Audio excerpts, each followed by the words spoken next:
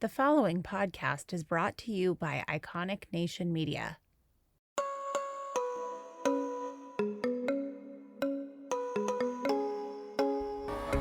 Hello, and welcome back to Level Up Podcast. I am your host, Kimberly Lovey.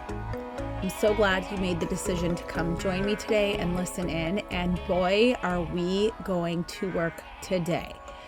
We're about to go super deep, and today's episode is inspired by a discussion I heard with somebody named Steve Bartlett and Mel Robbins in an episode that they published, and I got really inspired and kind of wanted to share some of the concepts that they shared, but also put my own real thought and plan of action and just additional thoughts behind some of the concepts that they highlighted because they really resonated for me.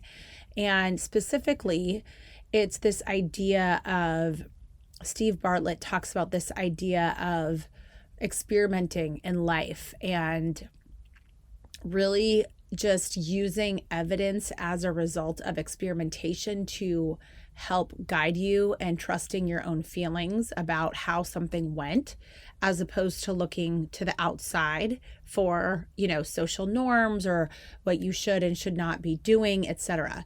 And the reason why this episode spoke to me is because, much like Steve Bartlett, I think a lot of us feel like, well, I don't belong.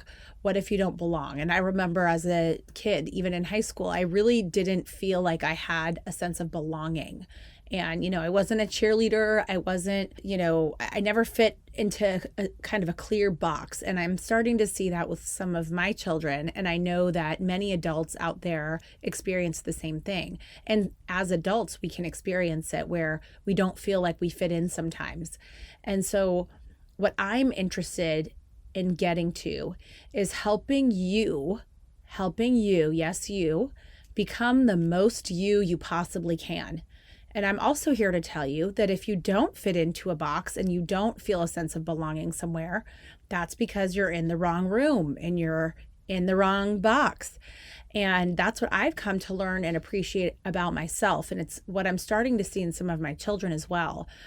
And I want you to be proud of the fact that you might not be the same as everybody else. I want you to be proud of the fact that you are not in this cookie cutter kind of place. And I know that sounds intriguing. Doesn't feel as intriguing, right? When you're maybe not as good of an athlete, or you're not as smart, you're not as pretty, you're not as rich, you're not as thin, you're not as athletic, whatever it is, right?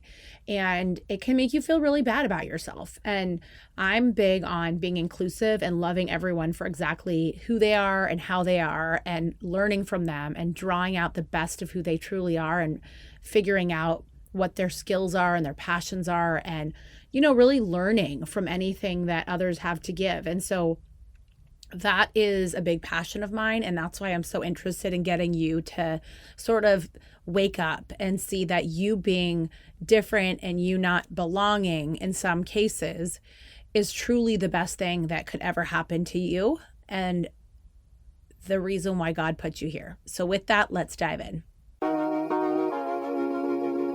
All right, guys. So if you have been experiencing any feelings of like wishing that you were in a different career or in a different place in your life and you feel stuck or overwhelmed, I am speaking with you. I want to kind of talk about this idea of taking risks. And I also think it's important to address that if you're feeling not 100% happy, this is a great episode for you, because what I don't want is for people to do the destructive behaviors that they're settling in their life in one way or another. And instead of truly getting clear on what it is that they're falling short on, they start self-medicating or just getting depressed or having destructive behaviors, whatever that is, right? And so I really want you to be uninhibited, and I want to open your mind, and I want to talk about risk for a second. So I want to start with this idea of changing things is scary in your life. And why is it scary? And well, I'm afraid to take a risk. I'm afraid. Well, the number one thing that dying people say that they wish, their one regret, is that they did not go do the thing that they wished that they had been hoping and wanting and, wishing for. And they wish that they just had one more day to go have this experience, to fly to Paris, to eat the ice cream, to start the business, to whatever it is, right? To go on the trip, whatever it is, to try something different, and time runs out. And that's the truth. And you can either accept that time runs out, or you can choose to ignore it and stay comfortable and then look back on your life and realize that you really didn't live the way that you were meant to. And I, for one, am not trying to do that. I say that with full confidence because as evidenced by my behavior, right? So I'm willing to take risk, and I'm doing that by starting my own podcast business. It's something I'm passionate about, and I've taken a lot of risks, especially in the last 5 years, in so many ways. Just when I say taking risk, I mean doing things outside of your comfort zone that feel completely unknown and scary. And I think a big part of why we don't take risk is because we put these roadblocks up in our minds that don't truly exist. And I hear people say it all the time. I hear people, and I hope you start catching this now that I'm saying it to you, but a lot of people tell themselves things that aren't true, or they lean on these narratives that are comfortable. Like, I'm not good at, like, one of my things that I do is I suck at tennis, right? That's like one of my things. Another one is I'm not a morning person, someone might say, or I'm not a good dancer, or, I'm not a math person, whatever that narrative is, or I'm too old to try blank, right? Or, so on and so forth. And I catch people and I hear them and they tell themselves these things. And I'm like looking at them like, that's just not true. That's just a narrative that you are leaning on as an excuse that makes you feel comfortable to remain exactly the same. And they talked about in this episode, Steve Bartlett and Mel Robbins talked about, there's this video of an ant dancing around, and basically there is an ant inside, and then there's a circle drawn around the ant. Well, the idea is that the ant thinks that the ant is trapped because he or she has never tried to step outside of that line. And the second you step over the line once, you realize, oh, this line is not permanent. I can step over it. And if there's another line somewhere, I can step over it again. And the idea is that these boundaries and these limitations are self-imposed. And that is something that I personally can say I have been working on and breaking through over and over the last several years. And I have completely revolutionized my life. And I want you to revolutionize yours. And the reason for that is you live once, you have nothing to lose. And I want you to be as happy and confident, successful as you possibly can be. I really want that for you. I want it for you as badly as I want it for me. And so I want to talk with you guys a little bit about kind of some of the tactical steps to start getting out of this feeling of dreaming and wishing and hoping, and get into more of a state of you're living in your flow state. You're out there, you are trying, you're breaking boundaries, you're exploring things in a way, you're trying on new different identities and trying different ways of being. And I think that's so healthy and so important for all of us to do. When you start to break down these self-imposed barriers, it is the most liberating, invigorating experience. One of the best examples I can think of that is crystal clear in my mind is I was in a corporate job and I was like, I would love a podcast. I love this. Podcasting is amazing. I was so afraid to do anything different. And I was just thinking about it for like 6 months. In fact, I bought the equipment in January of 2019, and it wasn't until March or April of 2020 that I think I really picked it up and started trying to figure it out. And you keep putting these decisions off. And by putting decisions off, you're actually making excuses and you're making a decision to not act. And so part of this goes into quick decision making, which we will talk about as well. But the point is that from the second I finally figured out how to podcast, and Apple Podcasts accepted me after being rejected, and it took months and weeks to figure out all of the things, and my episode, my first episode was out there, you guys, it felt like my whole life changed. My whole soul was set free in that moment where I was driving in my car and was listening back to my own podcast. Not that it was the best podcast, not that anyone listened to it besides my mom, but the point is that taking chances and taking risk and moving differently truly will set you free. And being uninhibited and not afraid to try and not being afraid to fail is going to be one of your biggest tools. Okay, I want to talk to you about exactly what are the tools very tactically and practically that you need to start doing what I'm talking about, not just fluff. So as I was kind of thinking through what you really need to kind of start moving differently, one of the things, and I would say this is the foundational thing you need, is unbreakable confidence.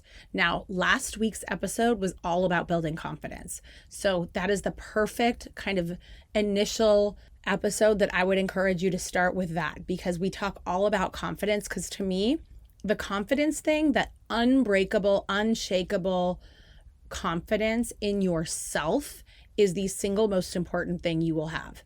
And I'm telling you that's important because anything that you are seeking right now will not come from the outside. You're not going to find it in podcasts. You're not going to find it on Instagram. You're not going to find it through books. You're not going to find it at school.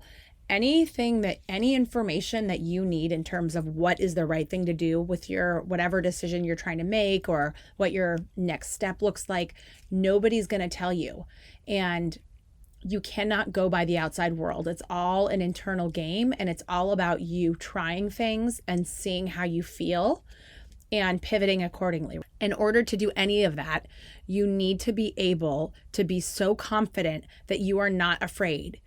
And you need to be able to have a level of confidence that truly is unbreakable. So if you are rejected or something fails, that doesn't mean you fall apart.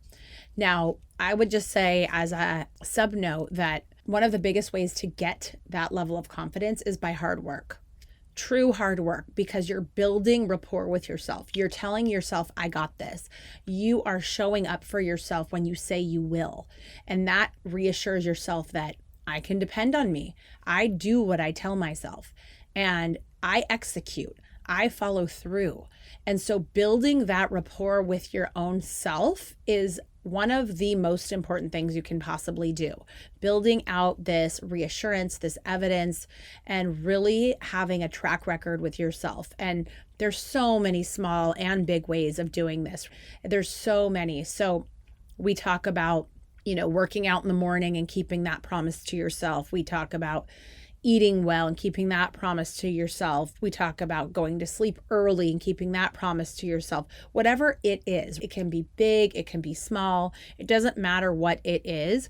The idea is you are unbreakable. You are unbreakable. You are unshakable, and external noises and voices and circumstances will not take over. And even if you are overwhelmed, you always go right back to yourself. You're able to compose yourself. You're able to think through the situation in a way that is level-headed, even if that takes a couple days. At the end of the day that you need to sit with yourself and go back to who you are to make decisions.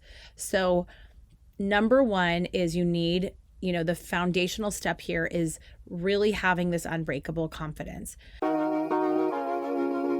The second thing is courage. You need to have courage to craft your vision. And you need to have courage to sit quietly with yourself and figure out what your vision is. And you need courage to really dream and visualize what gets you excited. And if you're not sure, just try on different ideas and listen to your body, listen to your heart. What does it say? Does it get excited when you think of something that you want? Or does it sort of like, I could take it or leave it? If you get excited at the idea about something, what will probably happen, and you'll notice this, especially if this is new for you, what will happen is if you can get to your state of true dreaming with your, in your own mind, what will happen is you'll come up with something that will just pour out of you that's like a crazy dream, and you will immediately hear yourself say why you can't do it or why it won't work. Okay. And so when that happens, just remember that I'm telling you that's going to happen. And then you need to start challenging yourself, because that's your self-doubt, that's your self-imposed limitations that you're comfortable with are coming in to basically usurp your dreaming and say, no, no, no. We want to keep you safe. We want to keep you small. We want to keep you the same. And that's how your brain is wired, by the way. So just being understanding of the fact that when you're dreaming, it does help to write it down, because you can kind of break those steps down. And we talk a little bit about that in the past episode as well, back on episode 114 about confidence. So we talk about ways to break down dreams and things of that nature. So the point is that your second big step is being brave enough and having the real courage to put your dream out there and really admit what your dream is. And then practically and tactically, you need to start getting to work on it. So number 3 is being unendingly curious, being so curious about anything surrounding that dream. So an example is I'm going to a conference for podcasting. I have never been there. I have no idea what to expect. And I just signed up. I took a risk and I just signed up. And I'm like, why? Because I'm curious. Like, I know enough to know that there's a lot I'm missing here, and I'm not going to find it sitting home. So I better start putting myself out there, taking risks, getting uncomfortable, meeting people that can share with me pieces of the puzzle that I'm trying to solve for my own business right now. And that's not trivial. I mean, that makes me uneasy, and I'm sure it would make you uneasy if you're like, okay, we're going to go to a conference, just this random date, and show up and have a booth and just see how it goes. And and so the point is that I have unbreakable confidence and the courage to visualize that this can be a successful next best step. And I am curious. I know that there's going to be people there that are going to teach me things, and I cannot wait to hear what they have to say. I cannot wait to learn about all different aspects of this business that I don't know about. And I know that this is a mecca, it's a hub, it's a way for me to get information quickly.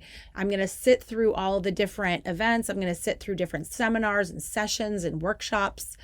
And I'm just going to sit there and I'm going to soak it all in. And I am just going to ask as many questions to as many people as I possibly can. I'm also going to showcase my knowledge and what I do know, right? Again, going back to the confidence, I'm going to market myself. And that's what I'm saying is be curious. I said this last time, find people that are doing the cool stuff that you want to be doing and ask them how to do it. I think nowadays everyone is so afraid with their big egos and their perfect Instagram life that they're afraid to be humble. They're afraid to be students, and that is a problem. But again, it goes directly back to having confidence, because I know, just like a student in a classroom, if I raise my hand and ask a question, that does not make me dumb. It makes me smart. And it makes me confident. That tells everybody in the room that I know I have a blind spot somewhere, and I am confident enough to raise my hand and say, I don't know about this part of the puzzle. Can you please explain it to me better or differently?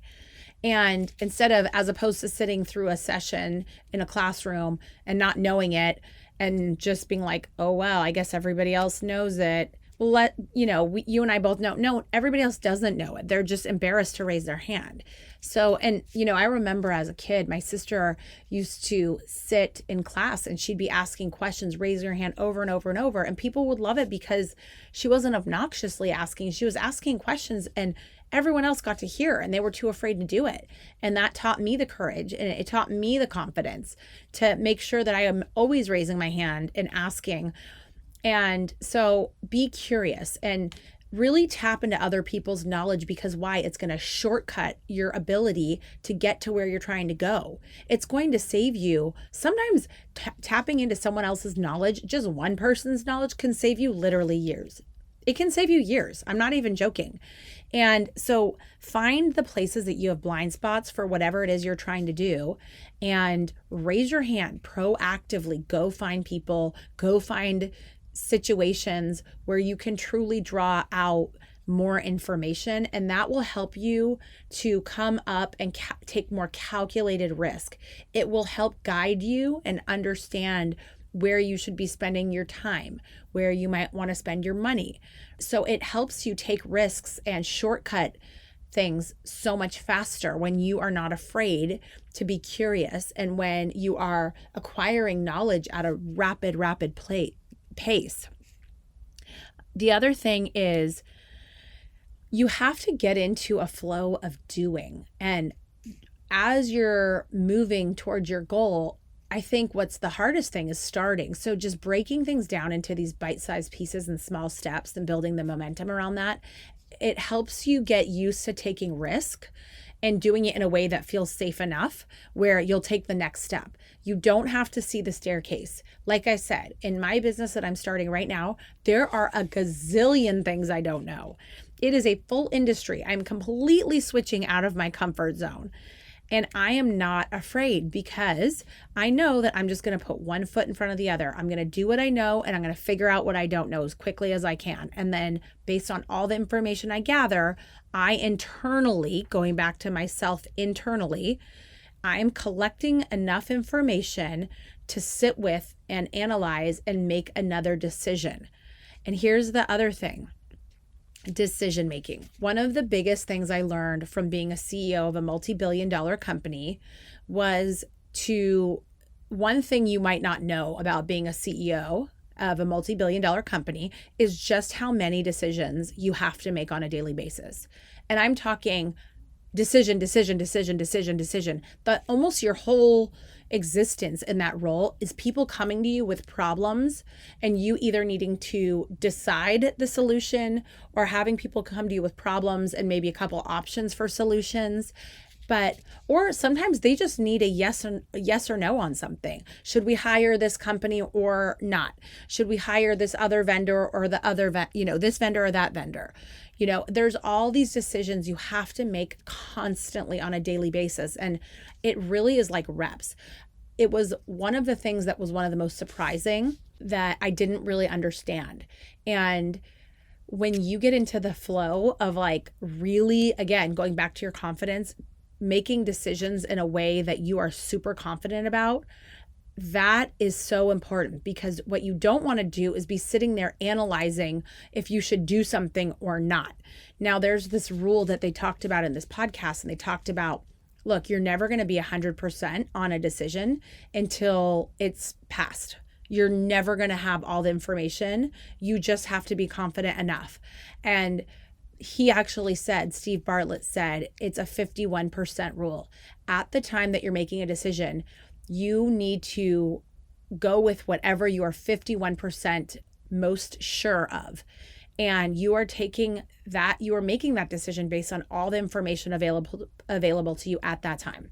So once you make the decision, you move forward. If you have to pivot, you pivot. And the other thing that was really interesting that they talked about is decision making by Jeff Bezos. He had put in a note to shareholders about decision types. There's 2 types of decisions according to Jeff Bezos. He says that there's type 1 decisions and there's type 2 decisions. Type 1 decisions are basically ones that are one-time only decisions. Once you make them, you cannot go back. Type 2 decisions are the types of decisions that have a revolving door. You can make the decision and go back. So an example here is, I'm going to use myself again as an example.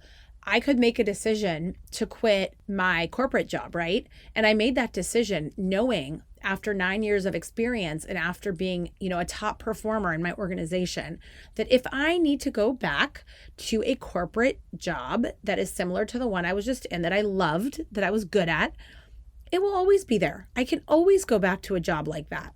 Why? Because I knew I had enough experience and education at that point. So I figured, what do I have to lose?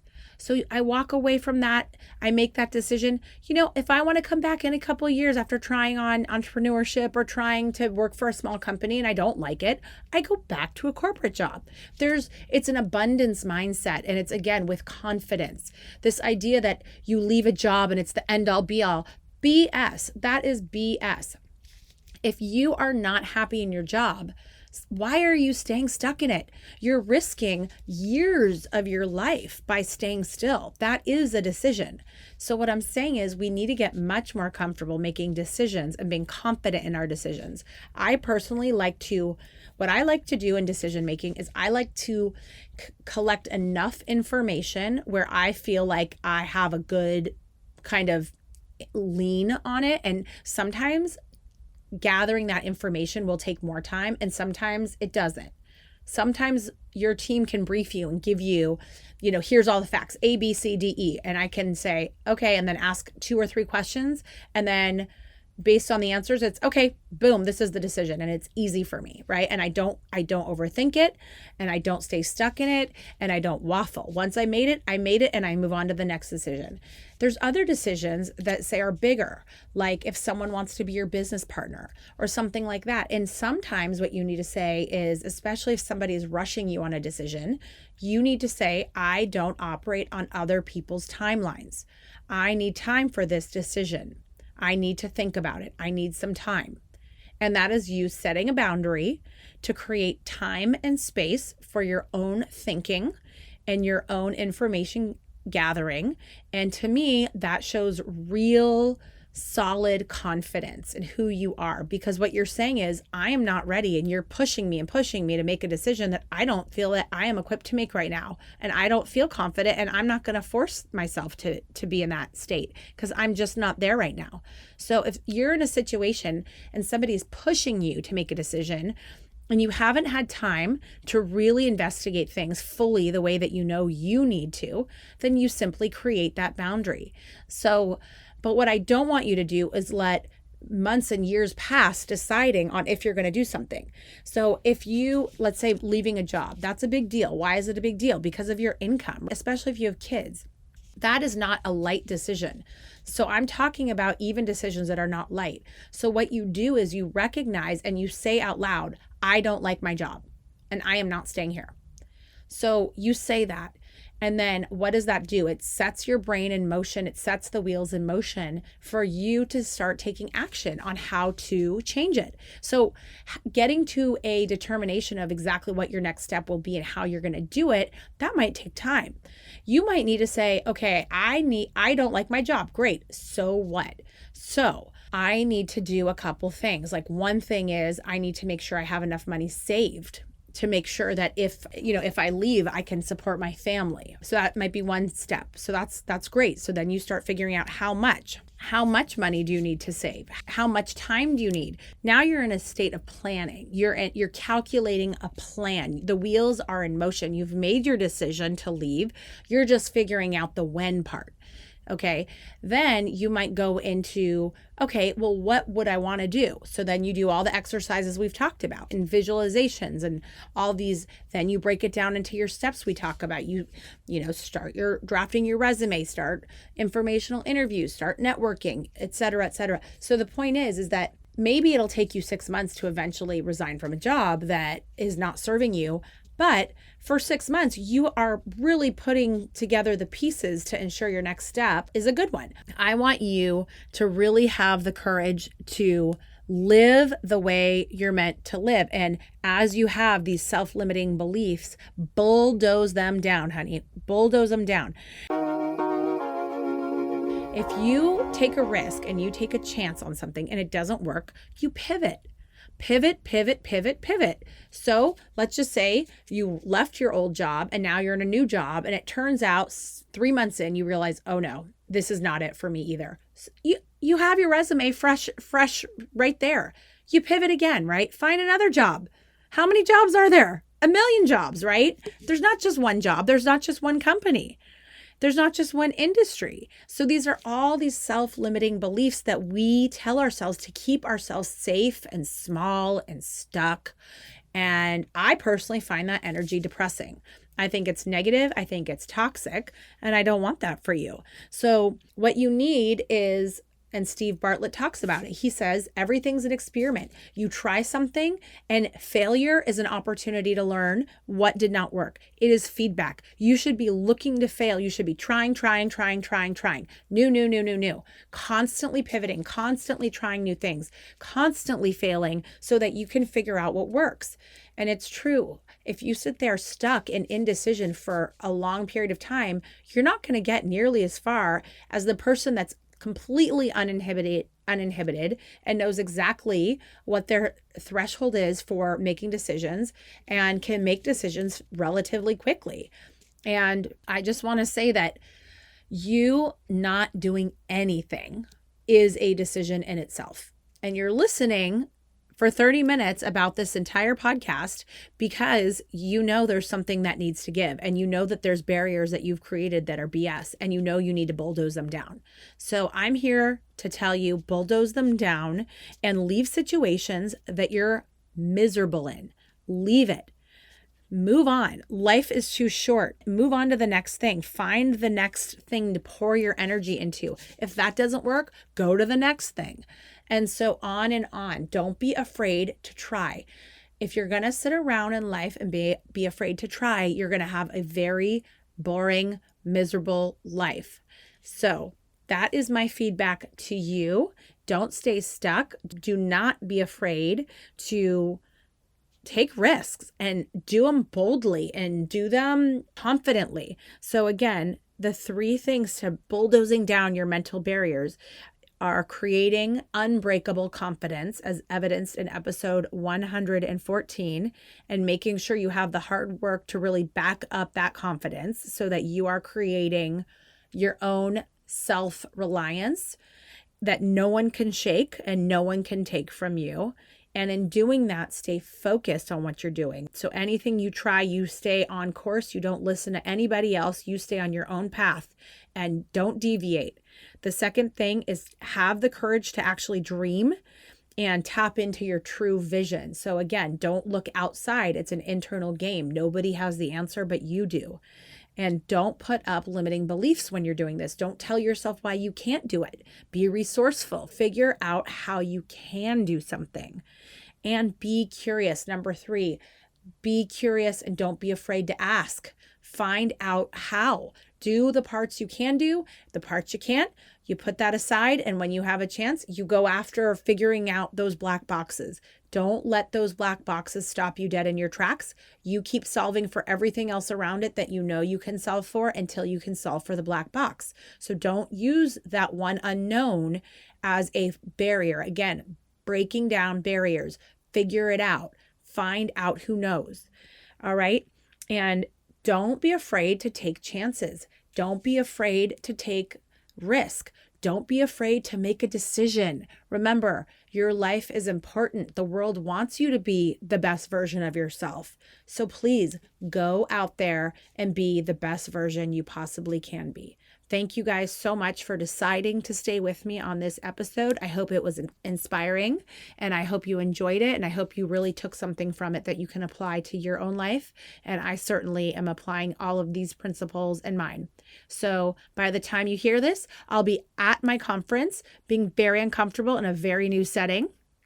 And again, keeping my word to myself and to you guys and trying new things and being curious and being confident and all the goodness. All right. So go walk the walk and go make it happen. All right. That is it for today. Now, as you know, some of our best conversations actually happen after the show. So I want you to find me on Instagram at Kimberly Lovey and let me know your thoughts about today's show. You can screenshot this episode and let us know what your biggest takeaway was and tag me at Kimberly Lovey and we can share it on our stories. I will see you again, same time, same place next week.